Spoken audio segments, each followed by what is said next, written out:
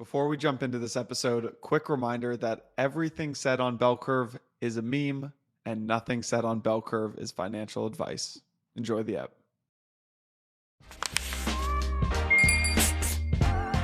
All right, guys, welcome back to another Bell Curve Roundup. You got Michael's 1 and 2, Yano and Vance. Fellas, welcome back. What's happening? Good to see you guys. Good week, huh? I feel like it's a good week for crypto. I had a good week. What happened in crypto? Ryan Carson left NFTs, so we're back. Oh, he's out? He's out. Nice. Well, now we can resume the bump. Yeah. I like that we finally got evidence this week that you should invest in bald CEOs. That's my big takeaway from this week. Oh, I've been saying this for a while. Bald is undefeated. Bald is undefeated. It's like have you ever seen the Curb Your Enthusiasm with the attractive wife versus the unattractive wife? Same thing. If a guy has hair, is just too vain for me, personally. Give me a bald man. That guy's got working. Basically, short framework is the I was about to say. takeaway. We're quadruple threats. We're hair, body, face, and eyebrow guys. So Your eyebrow guys? What does that even mean? Look at that expressive. That's right. Could you do the one up or one down? Don't give that and carry up and down. Oh, wow! Look at that eyebrow control. All right, this is all right. Let's actually get into it. We got to talk about Coinbase because they had a big week. Do you guys want to do earnings or Base, the L2 chain first? let's do base. Yeah. Cool. All right. Yeah, you want to give us you actually did the interview with Jesse. You want to give us? Yeah, sure. I can give a little overview. So basically this week, Coinbase launched their own L2. It's called Base. It's built on the OP stack, which is different than being built on Optimism. So the OP stack is open source code that powers Optimism. The backstory, little backstory is that they met the Optimism team while Optimism was working on EIP. They're contributing to EIP 4844. Met the team, really liked them. Coinbase is now joining as the second core dev team working on the OP stack. And they're also going to contribute some of the sequencer revenue to fund public goods, including contributing to the OP stack. From a competition lens, Base is, my understanding is that they're competing with all the other L2s. They're competing with Optimism and other L2s right now. Eventually, they see everything being interoperable, integrating together, but not yet, which is kind of a funny thing because Optimism is helping Coinbase get this off the ground, but also competing with them. So, crypto. So, it's permissionless from day one. It's in testnet right now. Mainnet comes soon. They're also launching this ecosystem fund to incentivize development. From a business model perspective, it seems like the business model is fees here.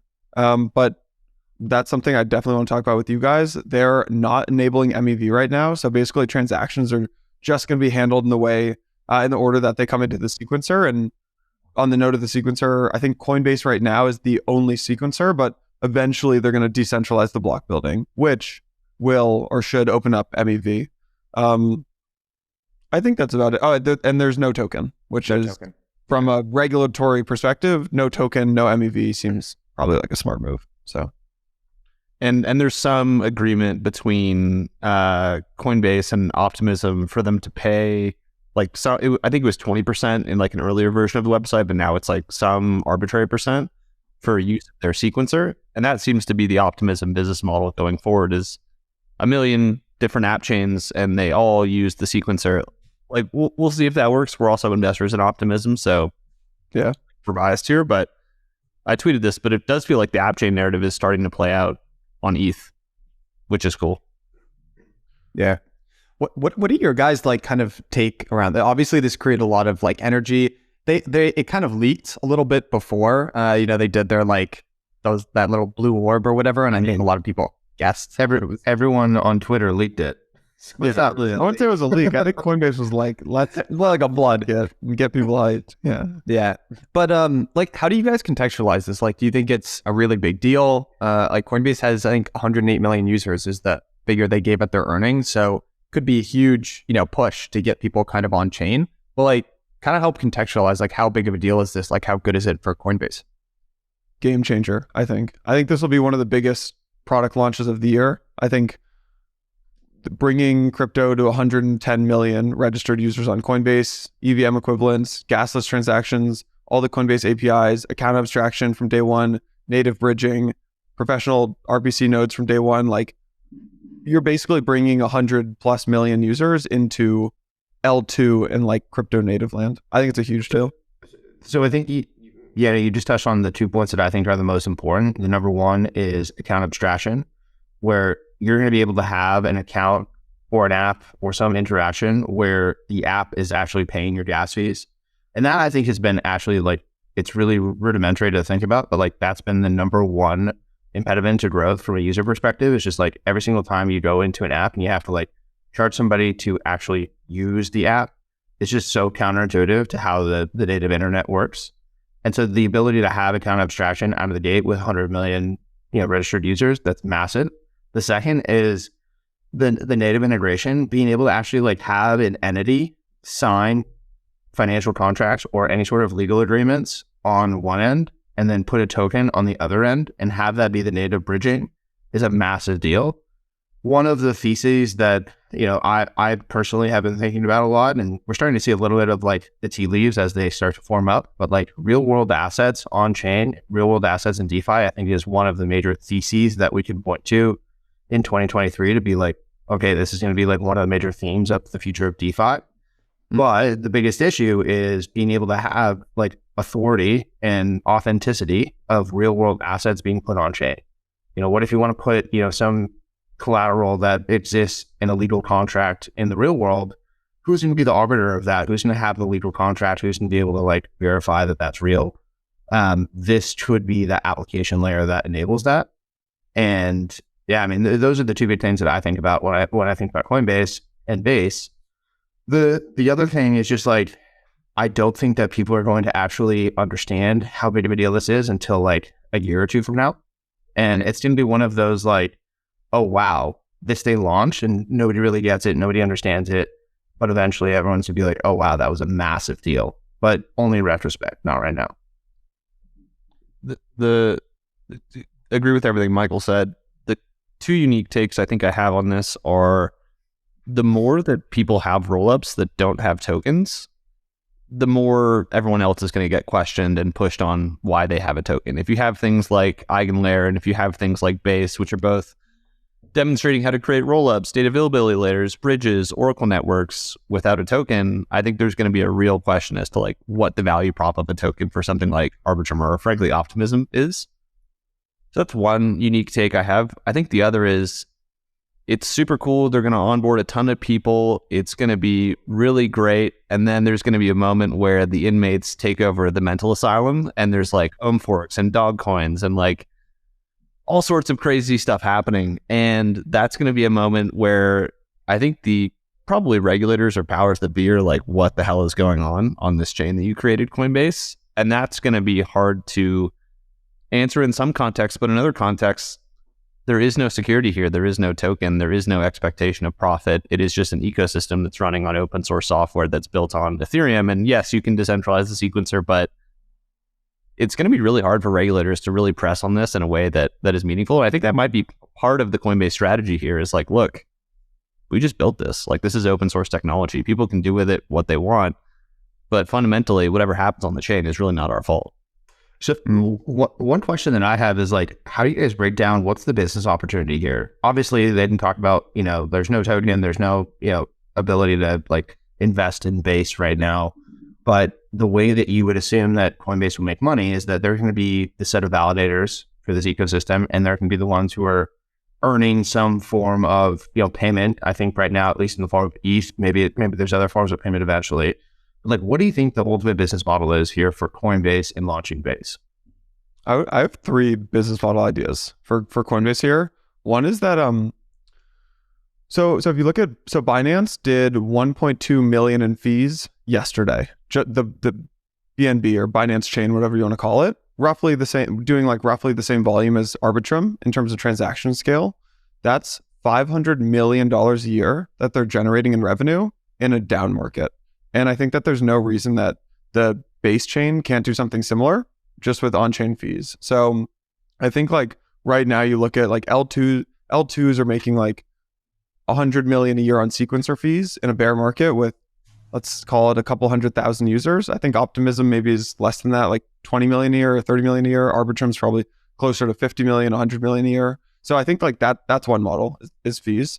The next model is, I think Coinbase now with this it puts them in the lead to win the real world asset battle. So right now, Coinbase, I think devs or anyone building like real world asset stuff will basically be able to leverage all the KYC data for whitelisting of real world assets.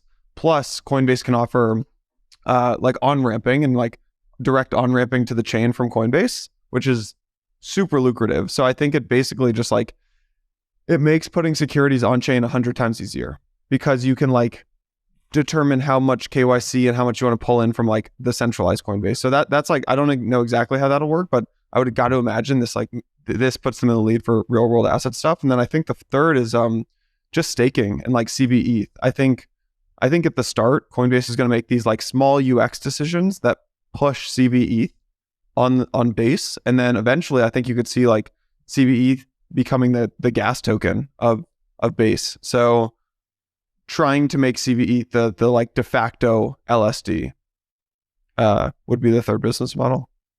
I agree with all those. I would add one more, which is their wallet.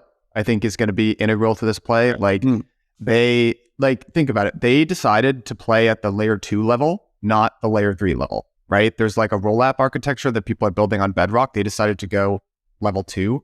Roll-up? Did you say roll-up? I like that.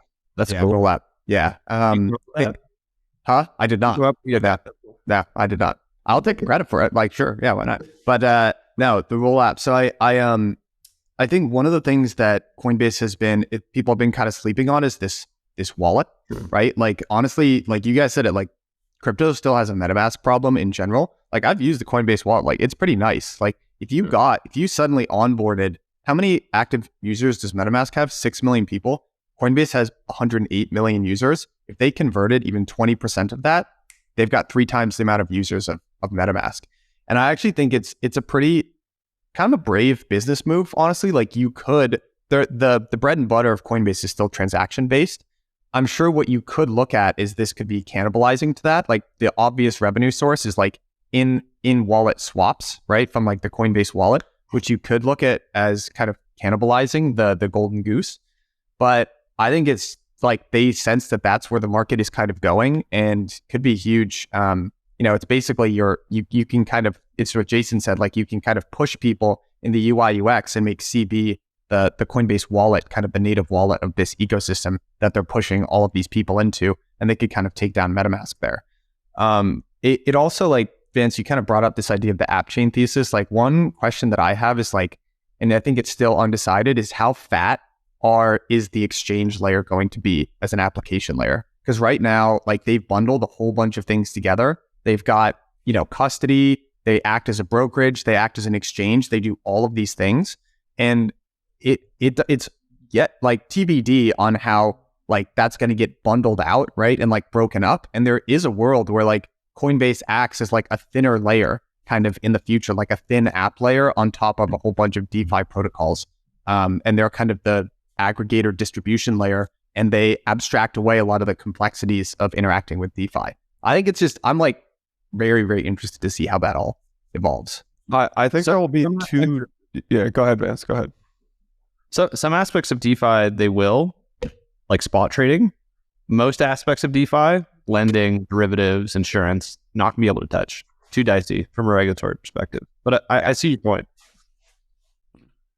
They're going to build their own. So they're launching like teams to go build apps as well on Base. So like there's going to be just builders who go build on Base, but they're also going to build on Base as well. So I could see like right now in their wallet, I think they integrate, like if you want to swap, I think it probably integrates with like Paraswap or Matcha or something like that.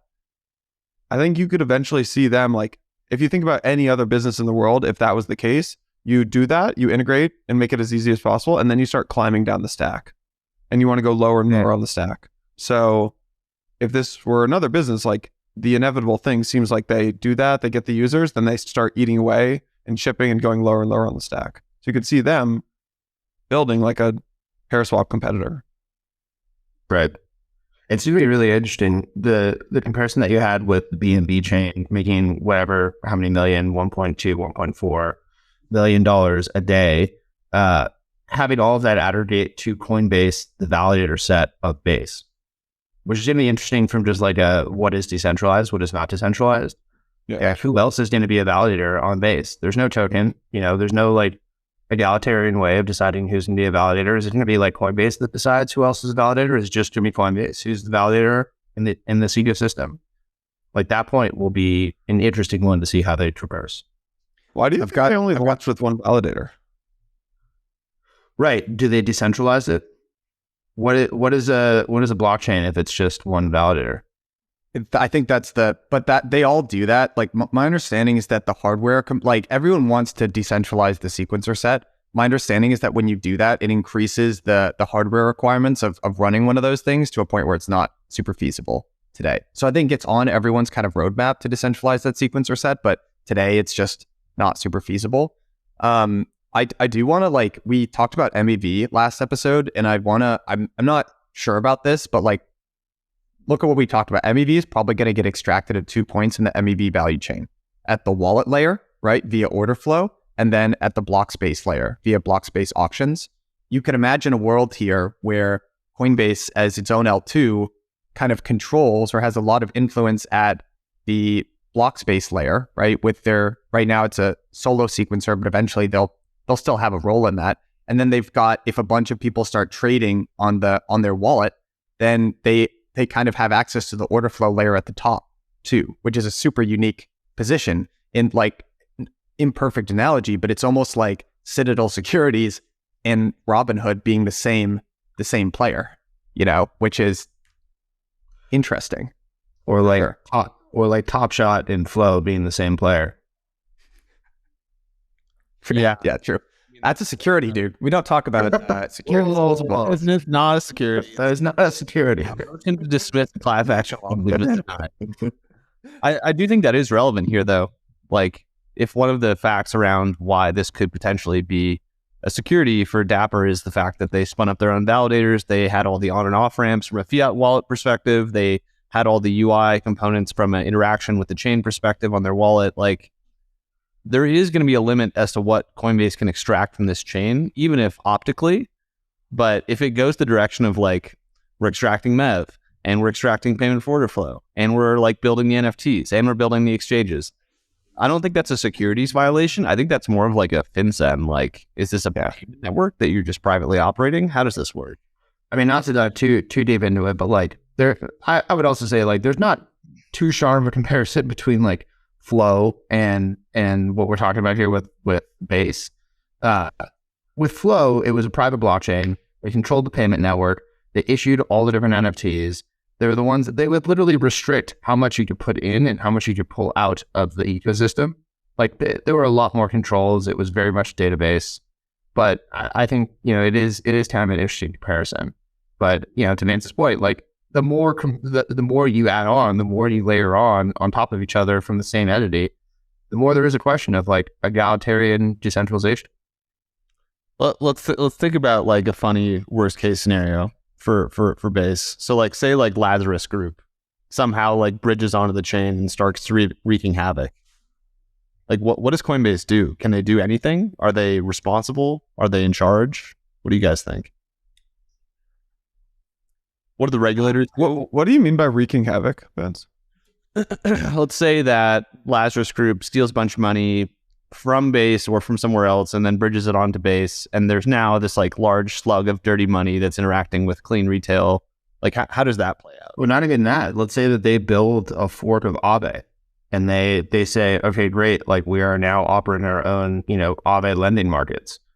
And every single time it's not, just like Aave and like there's some dirty value that's on chain. It's like every single time you're interacting, the counterparty is Lazarus Group. I've got another one for you as well. I'm not sure about the technical capabilities here. Maybe we can just edit this in after here. But there was a great excerpt. Alex Thorne in his podcast, he interviewed one of the someone who worked at Paxos with Binance, and he described one of the reasons behind Binance's decision to have BUSD. And actually, it was kind of like a risk management, liability management thing, because people were basically making a whole bunch of different versions of BUSD, and Binance is associated with that from a brand standpoint. So this is an important concept, but you can kind of look at things that are issued there as liabilities of Binance in a sense, not necessarily a legal sense, but like a brand sense, right? So my question to you guys is, would you consider this kind of a liability for Coinbase at the same time, even if it's not, again, in a strict legal sense, a liability? Like if there was like, for instance, a big exploit or something like that, and a bunch of people lost money on Coinbase chain, what the brand move says to do is you want to compensate your users, right? In the same way that like the Winklevi stepped in and provided $100 million backstop. So again, just on like the considerations to have is like, if this is some open permissionless thing and people, like, we all know it's going to happen, right? People are going to get rugged. People are going to do dumb stuff. Are those kind of liabilities of Coinbase? I'd pose that an open question. I think this is going to be regarded as like a really good decision and then a really bad decision and then like a really good decision. It's just going to be a roller coaster. Yeah. Once you start opening up these permissionless chains to people to build on and just, do whatever they want to do on, like Michael and I both know, it can get pretty messy, and the concept is no one's responsible, but if it's called base chain and your name's Coinbase. Mm-hmm. That being said, like every single time someone gets hacked via some application on the internet, it's not like they're calling up Cisco because it went through Cisco routers. Like I think there is Coinbase is an easy target. Coinbase is an easy target for sure, but like I do kind of question whether or not like people are going to ascribe a value of everything that's like Coinbase versus like apps that are built on Base.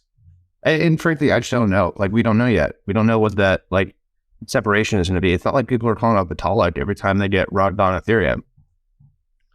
Different. There was a case 2 years ago with Cloudflare. Do you guys know Cloudflare? Yep. Where people were suing Cloudflare for bad stuff that was happening across the internet. And I think specifically it was copyright infringement. So like there'd be copyright infringement and someone like Disney would sue Cloudflare. They're like, our thing is getting copyrighted and like it's going on this website, you have to take it down. And actually I think the Supreme Court deemed that Cloudflare did not have to take that stuff down. Which I'm trying to draw an analogy to Web2 world, but I think that's the totally fair analogy. I don't know the details of that situation, but like Cloudflare runs a lot of the internet. Yeah. And like a lot of everything is either built with one of their products, built with one of their services, or like managed by one of them. Once again, easy target. I think they're publicly traded or at least, a large company to go after. It's sort of like going after the ISP or going after the CDN for data that happens to pop up somewhere around the internet. It feels like you can grasp at straws in that respect, but it's not going to be like really who's at fault. Yeah, I again like just I don't think it's, in my mind, it's less of a like who is legally liable fault. It's more of just a brand thing. And again, the chain is called Base. I think that's the difference. And they're a company, so no one's going to get anywhere by yelling at Vitalik the individual, but like Coinbase is an entity that you can sue. So, oh yeah. And they do get sued a lot. Yeah. Let's talk about the stock. Cool. Yeah. In the sense that like investors had no idea how to value this news and that the stock was actually down on this news. Well, yes, but let's get that. Yeah, let's get there. But let's talk about earnings first, because they announced earnings this week before this news came out. So in terms of revenue, they did 604 million versus 581.2 million of expectation. The way that breaks down is $308 million of consumer trading, which is slightly down quarter over quarter, I think 9% down. 182 million through interest income. So that's basically that partnership that they have with USD Circle, USDC. And then 62.4 came from staking rewards, which is basically dead flat. And that's actually kind of interesting considering the success of CBE. In terms of kind of profitability, they had a 4% quarter over quarter reduction in terms of employee headcount. That's still up 21% year over year, but they're kind of doing what Wall Street wants them to do, which is be more responsible from an operating standpoint. They had a Q4 loss of 557 million, which seems like a lot, but it's where they guided. So I think 2 quarters ago, they basically guided and said, we're going to lose between $500 and $600 million a quarter. So this is within kind of, what they said they were going to do. Coinbase has $5.5 billion in cash. So I listened to the earnings call. It was not wild. The only thing that I would add to this is I would say that in the earnings call, they indicated a change in philosophy. So previously they've guided and said, hey, we are basically going to make hay while the sun is shining. Like we expect to generate a lot of profits during a bull market. And our aim is to break even during bear markets or down cyclical periods. They've changed that philosophy. They now want to generate profit in all conditions, all market conditions. So it's what most people wants to hear. Even Coinbase moving from growth to value. Yeah, and everyone is going to be able to actually make that pivot, but everyone is saying that they're going to do it. I think that's like the trend. But Michael and I were talking about this a couple of nights ago. They're like holed up in some place, and like they're basically like surrounded by regulators, by class action lawsuits, like staking income probably going to, to your point, get discounted. It's unclear if that will continue to persist in a world where Kraken is down. From a retail perspective. Right. In a world where Kraken retail is down. Custodial, all the money that we pay to keep our cash or to keep our assets different places, if they're not a QC, that is a big deal. Paul Grewal on Twitter is like saying, we're a QC and like we were yesterday and we'll be there, tomorrow. His opinion doesn't really matter. We report to the SEC and they're the people who tell us where we can put our assets. Like that will also go down. So this is a major subject that we should talk about, but put a pin in that and we can talk about it in a bit. Like this QC thing that came out of the SEC last week, I believe, is like a major topic, but we can pause. QC income down, trading income down. Like Coinbase is definitely the stalwart of the US movement, especially the institutional movement for crypto. But like, I follow DGen Spartan. I see him buying coin at 35 and 40. I don't necessarily think it definitely has a lot of hair on it. Is how I would put it. It feels like every single business that they have is coming after. It is getting like chased after by regulators, by people, by competitors. Whatever it may be. I mean, the Kraken stuff I think is big. That could have ramifications if similar logic, not the same logic. Everything is facts and circumstances. CBETH could be in the crosshairs from a regulatory action in the same way that Kraken was. But so to talk about it now, the SEC put out comments basically describing what their proposed change to what a qualified custodian is. And this is a rule change that would literally change or be, I think, a different interpretation of the Advisors Act. Basically, the TLDR is our framework is in RIA with the SEC, which means that we have a duty of care to be able to keep all of our funds assets at a qualified custodian. Qualified custodians, historically have been, Anchorage, Coinbase Prime. There's a number of others, that we've worked with or that provide the same service. The reason why you can have a qualified custodian is because they have, I believe, a trust charter that allows them to be, a qualified custodian via their trust relationship. What the proposed rule will change is basically that being an available option for being a qualified custodian, which would effectively change the way that they're looking at subscription revenue or the way that they're looking at, their prime offering for institutions. And I think that is one of the business lines that's actually been growing and actually been shining.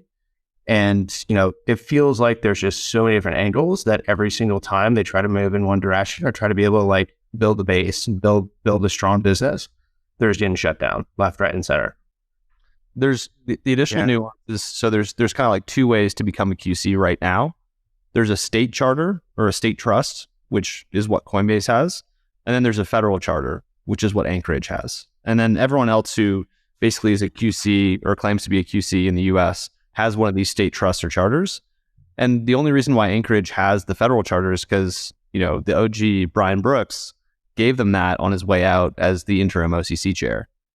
And so, there's changes to this rule. There's also rumblings that maybe Coinbase or Anchorage could, both get their charters pulled in some way, shape, or form. And then it's like, where does Framework keep our assets? BNY Mellon is one option, but they're not going to take the stuff that we have. We just have so many different types of tokens. There's just no feasible way that we could put it there. What would you actually do there? We're trying to figure this out. And same with every other firm. And it's the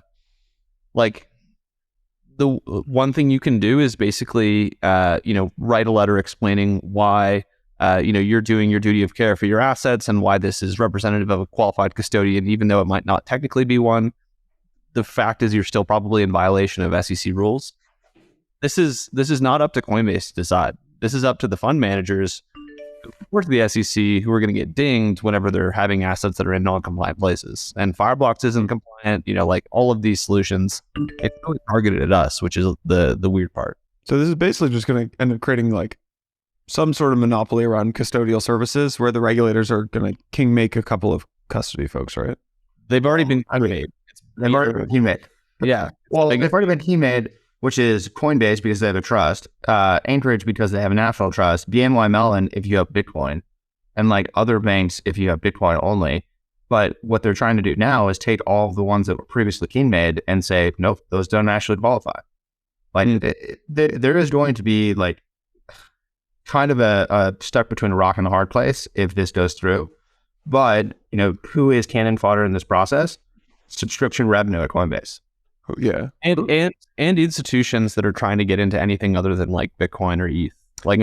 Maybe they can stuff that into BNY Mellon, come up with some bespoke arrangement. Also, I think Fireblocks is the backend for BNY Mellon, which is because that's also not a proper custody solution.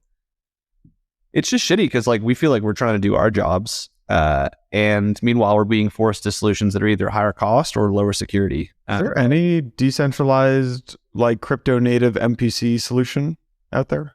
Oh, there's tons, but they're not. They don't satisfy the SEC, stipulation. Crypto native decentralized MPC solution is not a qualified custodian, so ruled out just by default. Yeah. It's, it's interesting because, look at it. The whole point of the SEC, right? And this is frankly what they should be doing, right? Is to protect your grandma from, swindlers who say, hey, invest $500 in this. The whole reason why hedge funds and RIAs are regulated in a totally different way is the philosophy and thinking goes if you have a bunch of money and these are purportedly, very sophisticated investors, we don't have to be as hands-on and help. And if you lose your money, well, it's kind of tough shit. And there's a bit of a systemic thing where they don't want, part of the reason they stipulate a qualified custodian is they don't want, big systemic parts of the market to fall out. But it's hard. I don't know if they've put out, an official, why they're proposing to do this or what the reason is behind it. But it's hard to see any other reason other than just choke off capital to crypto, make it more difficult for people that want to invest. Let's be serious. It's under the guise of, SBF just ran away with how many billions of customer funds. They're trying to prevent that from happening again. And of course, everything is thrown, the baby is thrown out with bathwater here. But that's the reasoning. Yeah. The crypto funds will find a way to make it work because this is our job. The institutions, picture a 29-year-old analyst at Apollo who's trying to pitch crypto to a bunch of really old guys. And it's yeah, we can do this. It might make money. I'm very passionate about it. And they're where do we put it? It's oh yeah, that would make the firm in violation of SEC custody rules. It's absolutely not. Chop. But, is what it is. The thing that we started talking about here originally was, this is one of the business lines that's been growing. This is one of the big opportunities for Coinbase.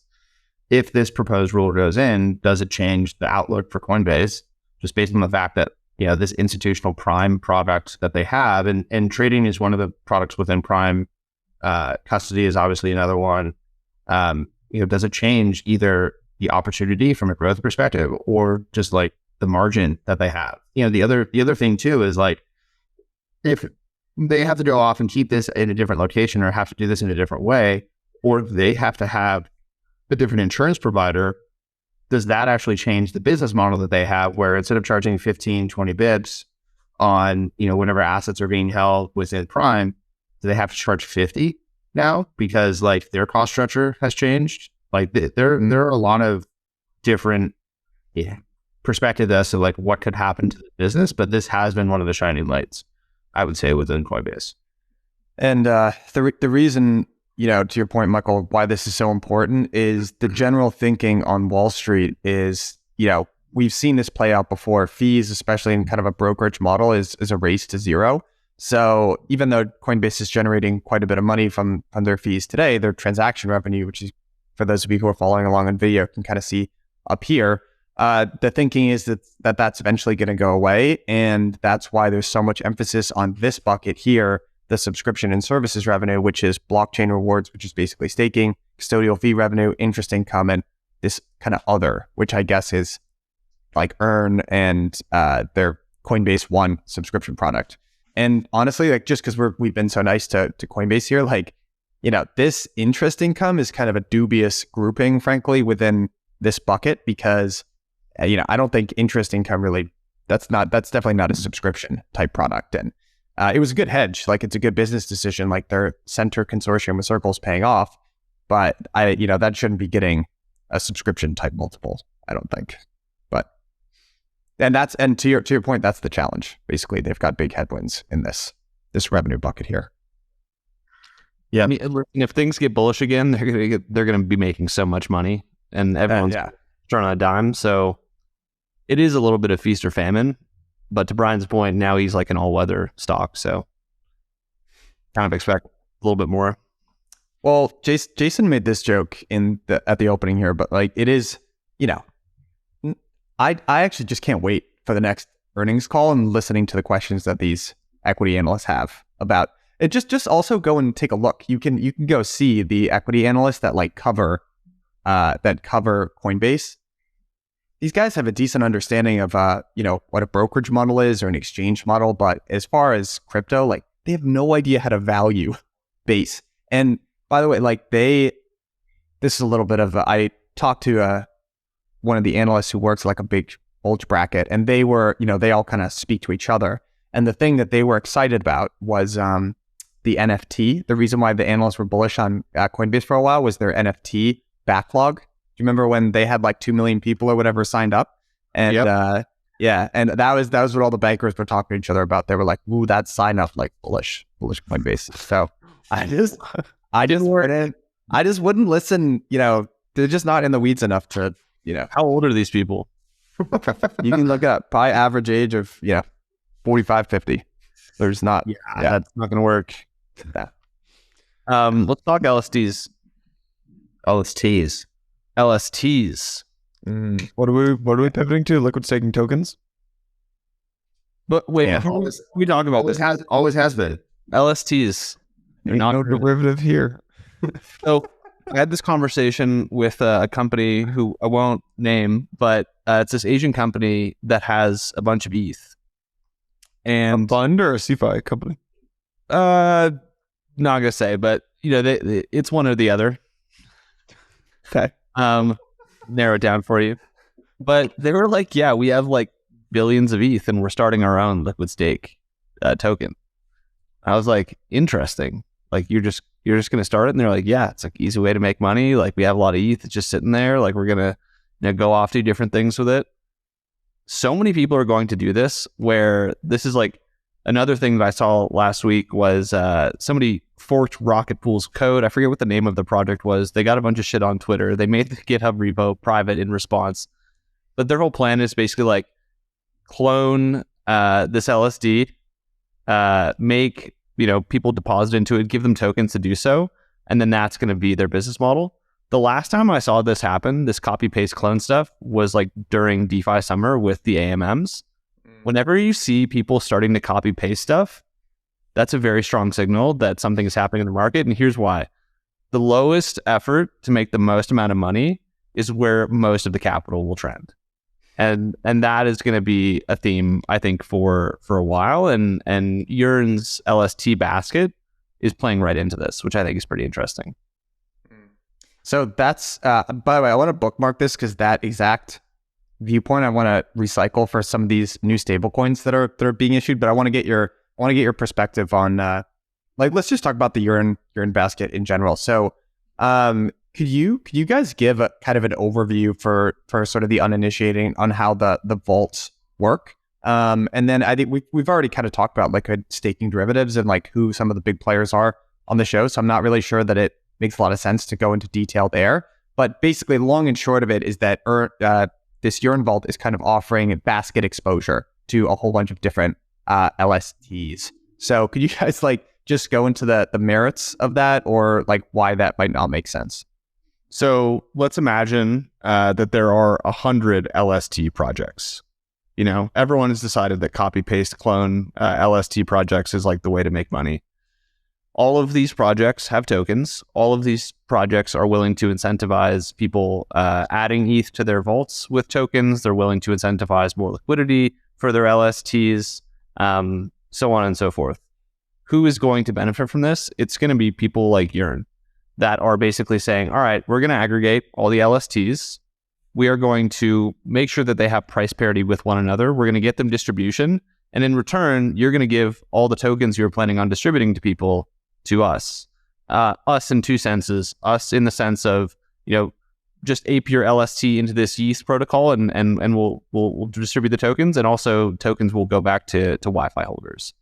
Like, the Wi-Fi model really worked well when there was like a ton of different stablecoins in DeFi summer and people were like trying to get leverage and trying to get borrow and trying to get price parity for their stablecoin. Once the market really consolidated, Yearn was one of the main people who just kind of, you know, had a negative impact from that. But like the explosion of the many different types of LSTs is exactly when there was like 100 different types of stablecoins and people were being willing to pay tokens just to get their stablecoin into consideration. So I think it's like a really interesting move. And they also have a bunch of Curve and VE Curve, which they can vote to increase Curve emissions, which is just another source of yield for them. Like, this is happening in my mind, like the LST summer, whatever you want to call it, but this is going to be a trend. Do not disagree with LST summer. The one thing that I will say though is that the other thing that happened when everybody started copy pasta everybody else's code base is that we got absolutely blown up in certain situations. Like, I don't know if you remember Vance, but like Yam and Yam. I was about to say, yeah, we were off by like 18 orders of magnitude in the math. Sorry, guys. Like there were 18 zeros extra added to some calculation. I remember it on Etherscan, just like running over the bar. It was like the whole screen. But you know, like the problem that you're going to run into is like, okay, sure, like there's going to be a basket of products that give you yield. There's going to be a basket that, yeah, maybe like you're farming whatever the native token is of that one specific LST, and like that's giving you additional yield. But if that doesn't have any value, like there's going to be a Lindy effect, and there's going to be a different model here, which is it kind of goes back to like what is the top 1 to maybe 3 different LSTs. And like there is going to be a consolidation of that when everybody starts to realize, okay, like the inflationary rewards that are put out by like the 20th LST, like we're farming those, we're dumping those, but like it's only going to last for so long until you can have some differentiated edge, maybe. But unless you can get into that top 1, 2, 3, it's going to be really like hard to say that the value is not going to eventually aggregate around whoever is top dog. Totally. That's like a 2024 question though. We're going to do like the just like craziness of something like DeFi summer, because when you have this and then you have eigenlayer, which is just like more combinatorial forms of yield, people are going to be putting their ETH in such strange places, and some of them will never get it back, but there's going to be this like fervor around the speculative nature of these LSTs. You know, one of the things that this reminds me of, just this psychological urge that you're talking about, Vance, is I heard some quote a little while ago, is like, it's about Amazon. It was like more money has been lost chasing the next Amazon if they had just, basically it was like, just invest in Amazon. Don't try to chase the next Amazon. But it's this thing that it's an urge that like a lot of people have when they're sort of new to something, right? Like we've like joked about it, like first bags, but like the reason I kind of get it is like when I first came, like I had a similar psychological reaction to everyone else. Like I was watching Bitcoin go from like 3 to 20. I was like, all right, I've already missed that. So like, what's the next thing that I can buy that's going to do that? And it was cheap Bitcoin, which was Litecoin. Yeah, no, that was literally it. And I was like, oh, it's faster. Like, yeah. And it's just, I've seen that reaction replicated across so many people. And you can tell people, they won't listen. It's not finance either. It's music. You don't want to listen to someone popular. You want to find your own thing. It's like everything. There's a market for being new, but with finance, it's different because I think the primary market that you're trying to serve is people are trying to make it. They're like, I can't make it with Lido. I can't make it with Rocket Pool. Like those will take 10 years. I need to make it in 1 year. How can I get there? It's like, well, you need to stake your ETH in some strange place. So it might not get it back. What I was actually going to say is this is like one of the biggest pitfalls that I think we're going to start to see a lot more of in venture capital, which is that everybody just goes off and finds the next thing because it's valued at like 20, 30, 40, 50 million dollars when like they're doing a round versus actually betting on the number one and the industry leader, which may be valued at like $1 billion. But at the same time, because of the market leader, because they're number one, they're going to actually have the venture scale outcome versus, the other one who hasn't even launched yet. And because they have a similar model, but like they're 20 times less expensive, that's going to be the best opportunity. I think you're going to start to see a lot of this in the venture world where people are taking shots at whoever is the market leader, because it used to be that you should be in the top 5, you'd be in the top 7, maybe even top 10 and still have like a venture outcome. But what we're going to start to see is that it's going to be top 1, maybe 2 that have the venture outcome opportunities. Yeah. Power laws. So basically just to get your like kind of summation about this, not super bullish on these like vault, broad index exposure, thing to LSTs because... No, who are the winners? When the dust clears, probably the biggest ones still continue to win. Yeah. In general, just because like DeFi Summer, what brought stablecoins on chain? Yeah, that was the only thing that made that happen. This is going to be the same thing where ETH is going to leave the centralized exchanges. ETH is going to be bought by people who want to get this like weird combinatorial yield. But other than that, there's probably going to be a market for like a super aggressive, like almost magic internet money style, like Daniel Estes playbook. And I think we're just like seeing that with Frax. But like there's not a ton of spots for people. I think it really depends on the time horizon. We're talking about over the next 12 months. I truly believe that we could see LST summer, and there's just going to be so much attention brought into staking as soon as Shanghai goes in and like de-risking that. There's going to be institutional staking options. There's going to be like hedge fund products around staking that all of that becomes a massive opportunity. But like, let's be serious, over the next 2 to 3 years, it's probably going to be something that aggregates back to the winners. Yeah. I think that's fair.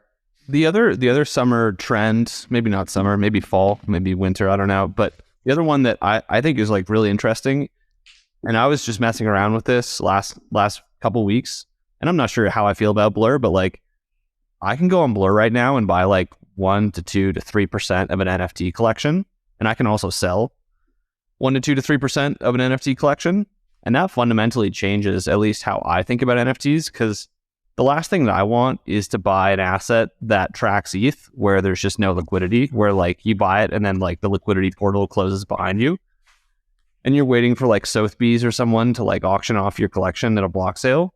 Like if you can trade NFTs like coins and, you see Blur having a lot of the liquidity, you see things like NFTX, which have like your ability to fractionalize and sell and borrow against things. Like it feels like slowly the pieces of the puzzle for NFT Fi summer or fall or whatever are starting to fall into place. Like that is another one that I think is pretty interesting. And the other interesting part about it is like almost by definition, it has to happen on ETH L1. All the attempts by L2s, by sidechains, by other L1s to create a meaningful NFT market have totally failed. Like 9 of the 10 NFT projects on Polygon are actually phishing scams right now. Why is that? Probably something about the user base that's there. Yeah. And like people's desire to prey on them, which is like the ETH L1, it feels like a little bit more of a whale and a little bit more of an educated person's game. But like people think that like, okay, the L2s are going to cannibalize all the L1 fees. Maybe on the DeFi side, the NFT side, especially with things like Blur, that's staying on L1 forever. I've got a couple. Sorry, I don't fully follow that, Vance. Like, why couldn't that go to Arbitrum or Optimism? It could. Why hasn't it? There's something about the ETH block space, about the provenance of the block space, about honestly, and I've talked to NFT projects and collectors about this. They kind of like how expensive the gas fees are. It tells them that like, okay, this isn't moving anywhere. Like the blockchain is secure. Like if you're paying a penny for a painting on Polygon, do you want to hang that in your house? Like, I don't know. Yeah, I actually kind of weirdly get that. It actually like slows the liquidity a bit, which is like good for collectors markets. Right. Yeah. Yeah. I have a Blur specific question for you. So I saw this statistic. I'm going to get these exact numbers right, but the kind of order of magnitude is, I think, roughly directionally correct. It was like the average transaction value on OpenSea is something like $500 or $750, and Blur was like 5 or 6 times that. So maybe it was around $4,000 or something like that. And that was being touted as like a good thing, right? Like obviously that factors into the way that they generate revenue, right? Average transaction value volume. The question that I had though, like just trying to like put a narrative around that or like think why that might be is it seems like there's kind of like, that hot ball of money that CMS talks about. Like that's roughly my mental model for like how NFTs work right now. There's just this like kind of hot ball of money in NFT land that is like these whales or people who get in early or are connected and they're kind of just rotating. And it seems like that's what Blur kind of won, right? Like they took that group of people. And my question to you is like, is that, A, do you agree with that narrative? And B, is that a good thing? Is that the customer base that they want to build their business on? Like Blur has its own problems for sure. Like 500 traders make up about 60-70% of volume. They're incentivizing the shit out of liquidity with so many tokens, and there's $300 million of tokens that are hitting the market, I guess when the next season launches in March 15th. So we'll see how liquid the bids on these NFTs are fundamentally. But it almost feels like they've cultivated this group of like NFT market makers that didn't exist before, who are willing to take directional risk on NFTs. And like prior to this, the only way that I've heard of market making NFTs is basically setting like an automated program where if somebody fat finger sells a CryptoPunk below the floor, you buy it, relist it at the floor, and then hope someone picks it up. Like if you can actually make a liquid market for these things and they become more of like the altcoin with picture thesis, that totally changes the dynamics of the NFT market. And it'll kill some categories of NFTs. Like it'll probably kill like the profile picture ones, but it'll probably do wonders for the long tail of NFTs as well that are probably less costly, less expensive. But like it feels like the market that Blur won't penetrate are things like Fidenzas. Like that is just so much directional risk to take on something that literally has no cash flows or quantifiable value. And so like it will be uneven. Like I still think OpenSea and like Sotheby's will come to dominate the art collector market, but like the PFP market feels less important now, and like games and longer tail NFTs feel more important. Yeah. It is just funny. It's like it does feel like there's like 2 markets in NFTs. There's the altcoin with pictures market and the Sotheby's kind of market. And one thing I feel like I used to hear OpenSea say a lot is, or it was their strategy as I understood it, like that's why they had protection for royalties, because they wanted to control the supply, right? Basically of creators, they wanted to get them to list on OpenSea.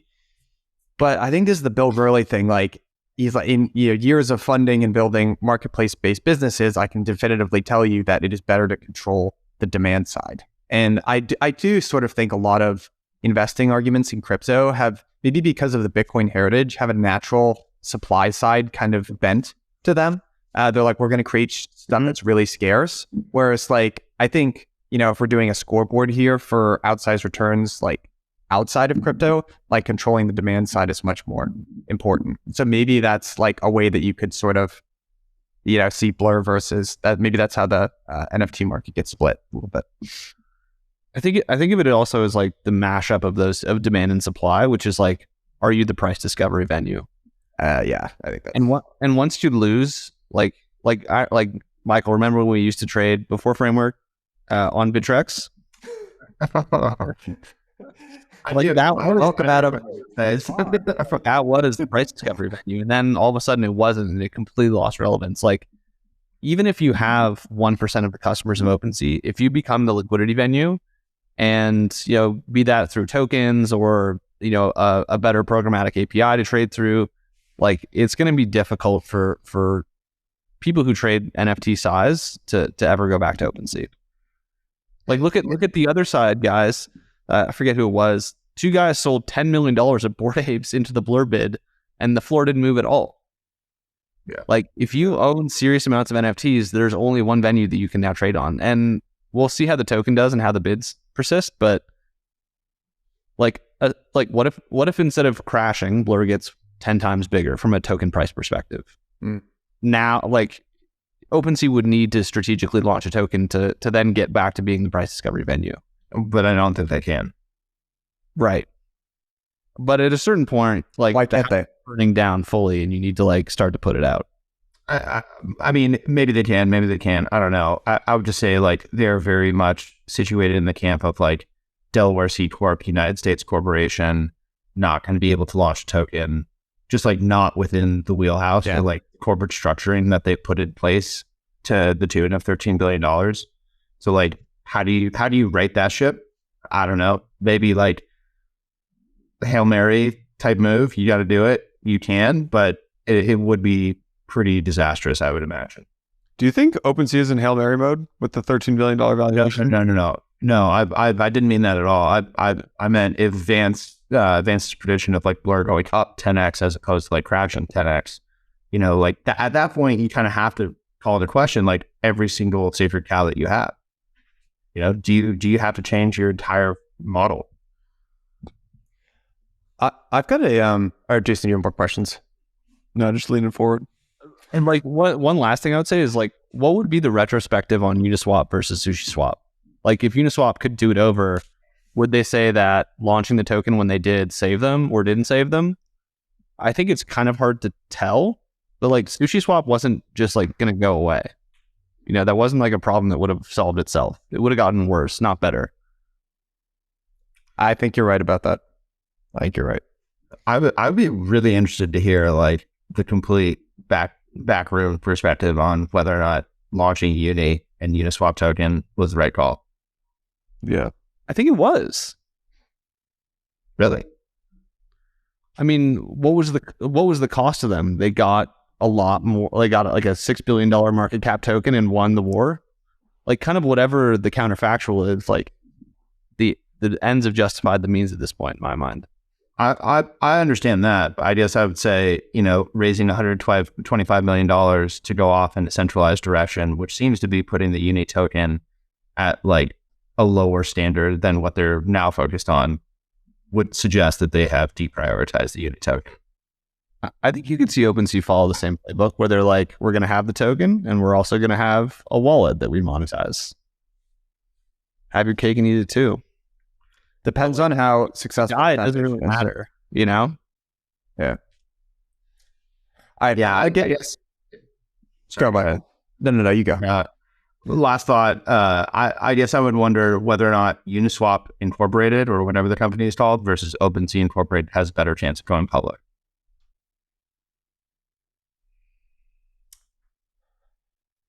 Because that's what you have to be playing for if you put $100 million into something, right?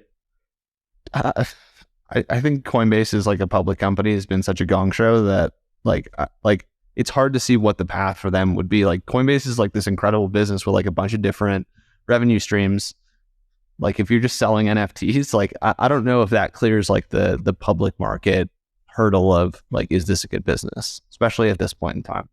At this point in time, hard to say. I mean more of like, if you're just selling NFTs in the way that people think about NFTs today, not like, hey, eBay, big company, just selling collectibles on this marketplace. Like if in the next cycle, I think we're in the depths of a bear. We got to remember. Totally. Yep, you're right. Yeah. Next cycle, NFTs are like digital collectibles that every big brand in the world has launched. Like, boom, now you own the marketplace where digital collectibles trade.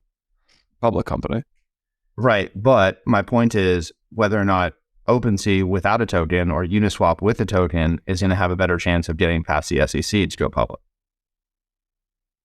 That's a good point. It's a good point.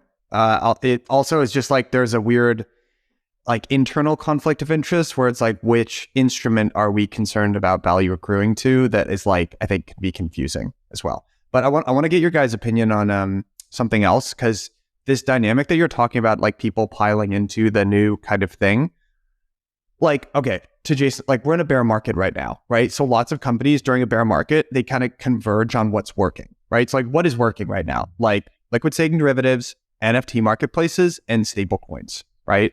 So there are like the fiat collateralized stablecoins like Tether, USDC. Then there's like kind of a slew of decentralized stables, like there's DAI, and you can debate about how decentralized that really is. But then there's this like new wave of stables. There's Go from Aave.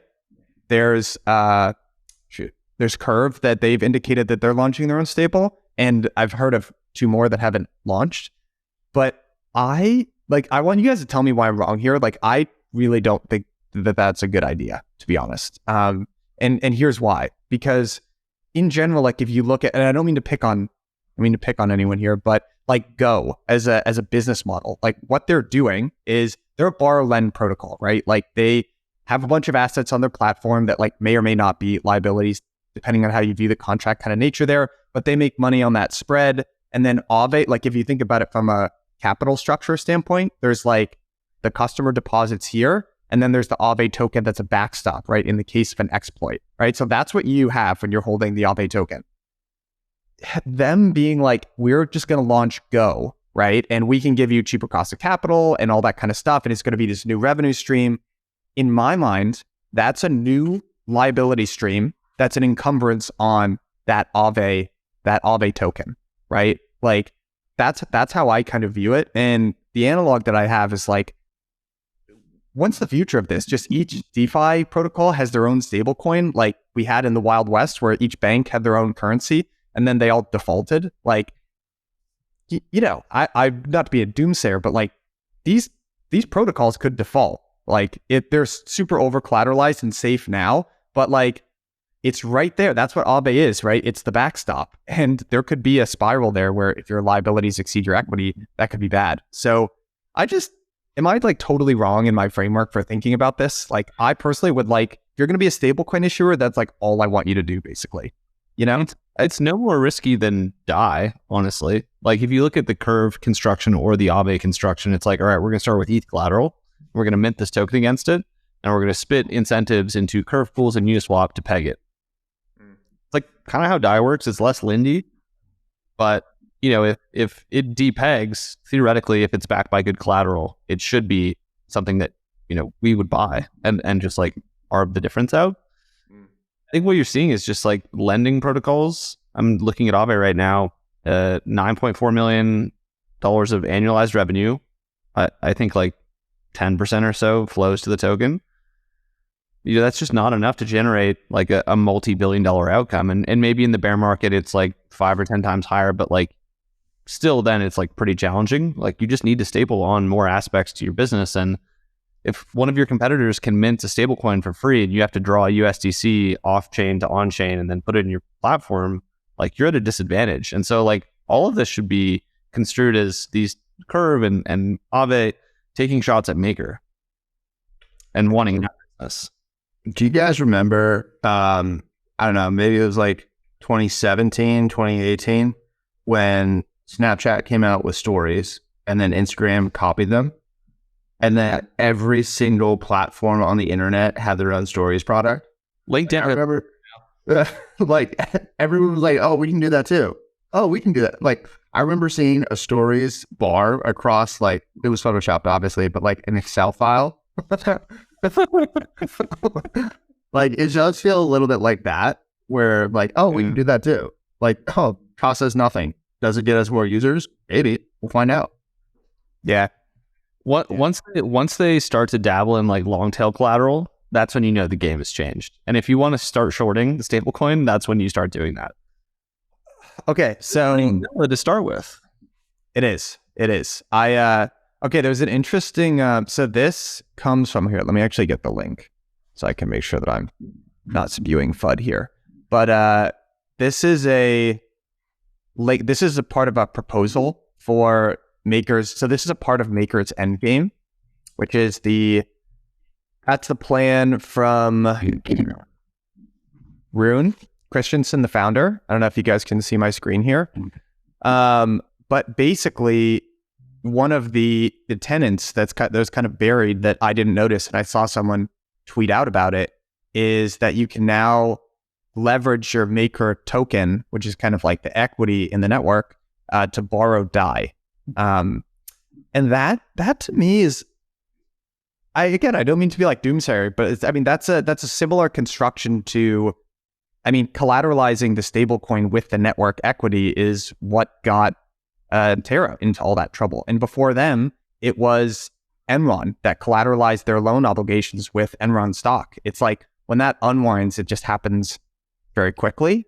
So I think you're right, but I want to bring this back to like something Hasu said like 2 years ago that when he first said it, I really disagreed with, but now I kind of agree. You know that saying, like, you're at the mercy of your stupidest competitor?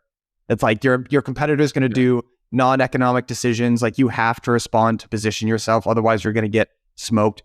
I used to believe that, but now we just watched all the people that made dumb decisions get washed out so aggressively that I do kind of think there's some merit to making choices that you think are economic or viable or whatever in the long term, and not just constantly counter-positioning with stuff that also doesn't necessarily make sense. Do you have an opinion on that? Totally understand where you're coming from. I do think that there's a difference in DeFi, and that it really does depend on the mechanism that you're talking about. Like, do I want to put up my Maker token to be able to draw DAI against it? I could view that as being the exact same proposition as putting up my ETH or like Blink or any other asset. It's just another asset. And sure, Maker has value, and therefore, like, I want to be able to borrow against it. On the flip side, or not the flip side, on an additional point, there is a mechanism that has survived 2 bear markets at this point with the exact same description that you're describing here, which is Synthetics, and we're an investor in it.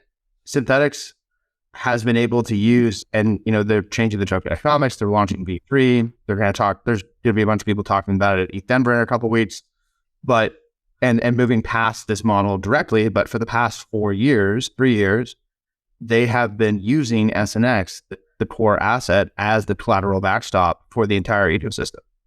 And it once again really depends on the collateralization ratio, the mechanism for liquidation, like how you actually process that. And they've run into issues. They've solved those issues, but like, I think it all depends on the details.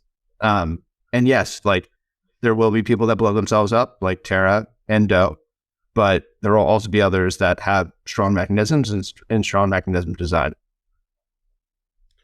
It's also just it depends how big it is. If it's big, it could be a big problem. Like, there's 10 billion of Maker stakes against a stablecoin. Maker's not that liquid either. Michael and I both know that. You can get really badly hurt if, you have 10 billion of collateralization and you have 5 billion of stablecoins, and like all of a sudden half of your supply is under collateralized. It's just like Luna really incentivized this to happen. So I don't think that'll happen at Maker, but this is kind of when you start flirting with the danger zone of, using your own asset as collateral, which can create these destabilizing feedback loops, which is not good. I don't like it. I think it's a horrible idea. It's like, why do it? I think Maker struggles. Maker struggles from this. Like, I don't think Maker has decided still like what it wants to be, and this feels like another step in that direction of like, I don't know. Do you want to be this like super secure platform, or do you want to like take risks and like grow at all costs? And I don't. Yeah, I think it has decided what it wants to be. They've gone with the end game. There was an internal battle between Hasu to be like some sort of, he described it like the Eurodollar kind of shadow banking system. And then there was this like end game Phoenix, scenario where, Maker depegs or DAI depegs as the inevitable thing. I mean, back to you, like, why do it? Like, if you were to steal on this, like, why would you put Maker as a collateral asset? I don't think you should. I have right. You want me to make the argument that we should. So that borrow against his maker. Yeah, I was about to say, that every single Maker employee can use their assets as collateral. I too would like free leverage. Yeah. Dude. All right. So you know what is a funny? Did you guys catch? All right. I'll actually try to find the link to this proposal. But within Maker, the end game, there was a proposal for Maker the DAO to buy Rune's personal stake in Lido. Do you remember that? That's so epic. That's like, I propose that you buy my bags. Like, it's only been a minute since I've like seen Rune. Like, It has. like he feels like he's in the shadows somewhere. I heard him on a pod. He was sounding kind of wonky. Remember when he was trying to donate 20,000 Maker to some like woke cause? That is more Maker than the protocol has burned in its entire lifetime. Yeah. All right, I've got another one for you. This is also part of the end game, but there's a proposal for something called scientific. It's like scientific sustainability. So he wants to create a scientific sustainability fund, something to the tune of 20,000 MKR.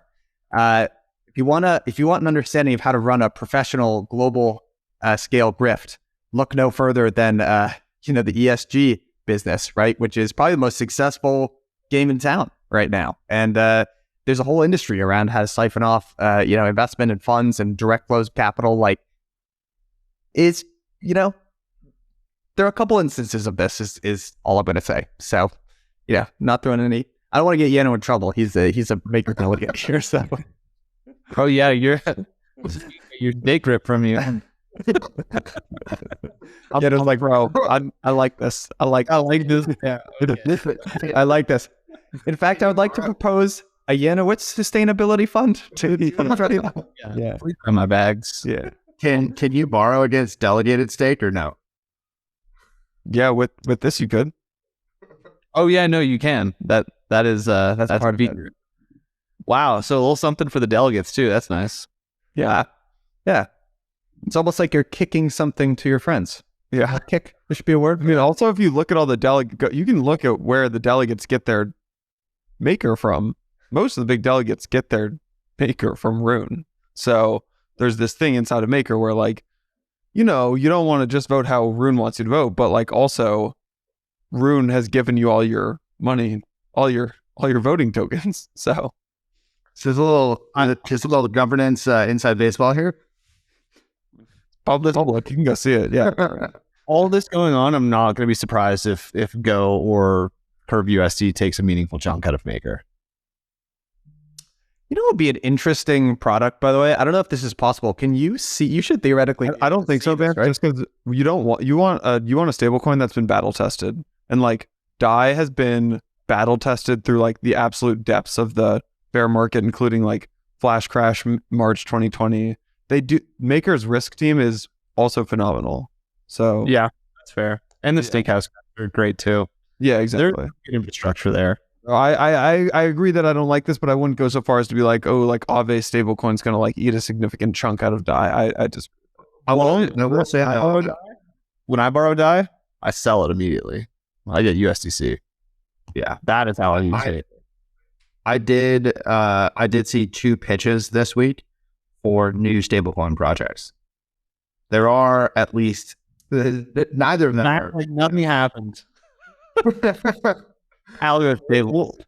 We'll see. Neither of them are decentralized or like really kind of the same thing that we're talking about here. But there is at least some desire to move in the direction of finding new stablecoin projects. How you get distribution, how you get adoption, remains to be seen. But you have to do something differentiated. I don't think it's going to be like, let's just put stories on Aave and Curve. I will say, if we're deciding, like taking Maker out of the equation and deciding between Curve and Aave, I would put my hat in the Curve ring for that, just because the power of the gauge. And I think when it comes to like currency, liquidity is kind of the altar that you worship at. And it is a little bit of like Amazon, pushing your own products type deal. But to be honest, that strategy works. Like, so that's an interesting stable to watch, I would say as well. So, all right, fellas, I think we got to wrap here. This was a fun one, though.